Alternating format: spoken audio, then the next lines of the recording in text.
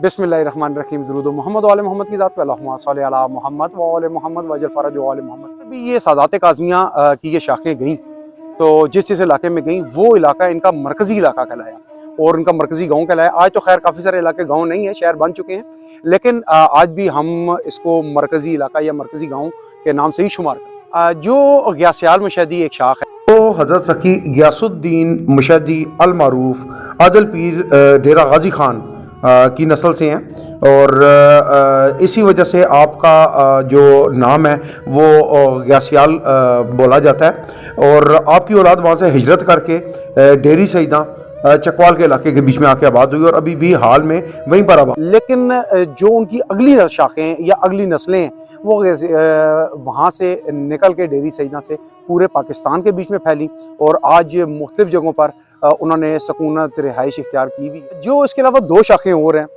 एक शाख का नाम इस्याल है और दूसरी शाख का नाम खुरासान है।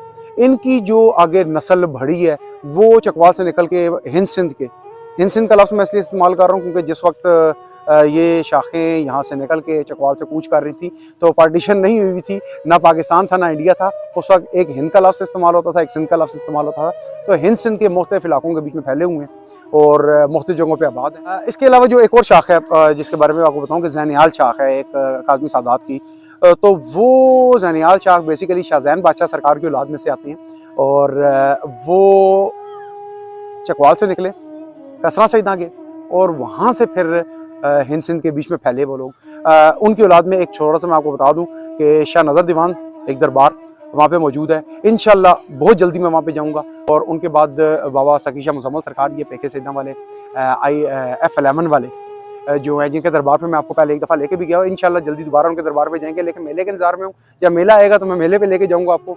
तो ये सब उनकी औलाद आते हैं, ये सकी शाहजहान बादशाह सरकार की औलाद हैं। और उसके अलावा भी काफ़ी सारी मशहूर गद्दियाँ हैं जो वक्त के साथ साथ मैं आपको वहाँ पे लेके जाऊँगा, उनके बारे में थोड़ा सा ब्रीफ करता जाऊँगा, बताता जाऊँगा। ये तो छोटा सा एक तारुफ इनका हुआ। अब अगली शाख पे आती है जी। इसके बाद जो अगली शाख आती है वो हुसैन आल मुशहदी है और हुसैन आल मुशहदी का जो इलाका चकवाल में ही करसाल सईदा के नाम से था। ये करसाल का जो इलाका है वो चकवाल के बीच में ही मौजूद है। और बरी सरकार जिनके नाम पे आज पूरी दुनिया झूमती है, बरी बरी करती है, वो भी हुसैन आल मुशहदी हैं और वो भी करसाल वाले हैं। मैंने अपने जो पिछला व्लॉग उसमें जिक्र किया था कि आपकी पैदाइश करसाल में हुई थी। डैट मीन्स कि आज मैं आपको क्लियर कर रहा हूँ कि वो करसाल में मौजूद है।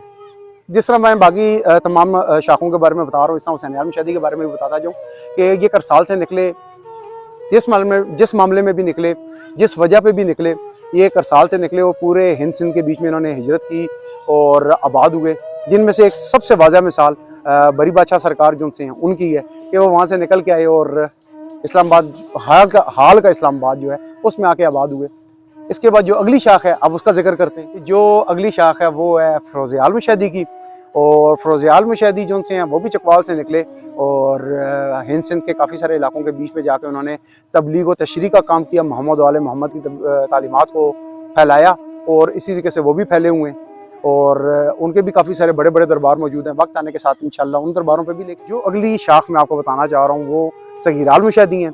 और सगीर आल मुशहदी जो हैं वो सगीर बादशाह सरकार की औलाद हैं जिनका दरबार माड़ी शाह सगीरा झांग के बीच में मौजूद है और इनकी औलाद वहाँ से निकली और हिंद सिंध के काफ़ी सारे इलाकों के बीच में फैली और इनके आगे भी काफ़ी सारे दरबार मौजूद हैं जो वक्त आने के साथ इंशाल्लाह उनके बारे में भी मैं ब्रीफ करता जाऊँगा। मेरे पीछे आप अब्बास को देखें कि काफ़ी सारी अटकेलियाँ कर रहा है और अभी मैंने उसको रोका है तो थोड़ा सा बेचारा मुँह बना के खड़ा हुआ है मेरे पीछे। अब जिस शाख की बारी आती है सबसे आखिर के बीच में, वो शाख इस नाचीज़ की जद की शाख है।